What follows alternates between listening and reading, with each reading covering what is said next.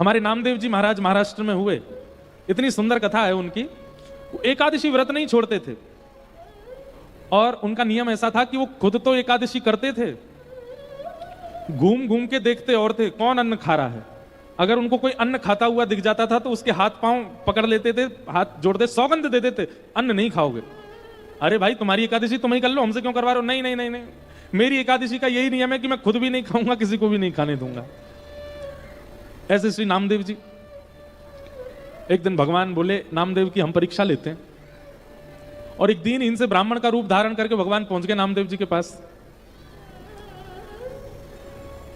एकादशी का दिन नामदेव जी के द्वार पर आकर के भगवान दीन इनसे ब्राह्मण बने और महाराज धड़ाम से आकर के गिरे।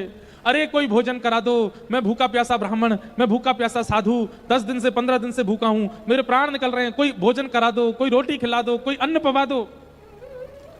नामदेव जी महाराज दौड़े दौड़े आए, आकर के उनको उठाया, अपने घर में ले गए। बोले महात्मा आप कहां से चले? बोले हम बहुत दूर से चले आ रहे हैं, भैया कुछ पवा दो, भूख लग रही है, बहुत दिन से कुछ पाया नहीं हमने।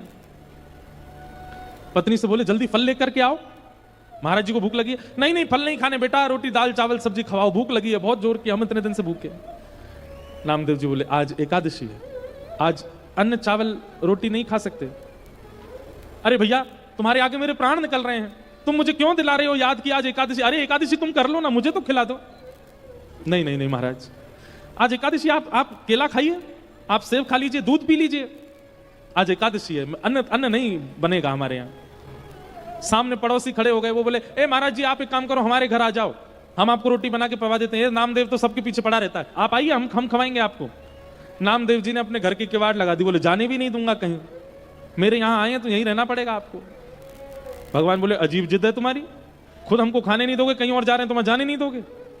अरे मेरे प्राण निकल जाएंगे। नहीं निकलेंगे ना, आप केला खाइए, सेब खाइए, दूध पीजिए, बढ़िया फलाहार है, सब पा लीजिए।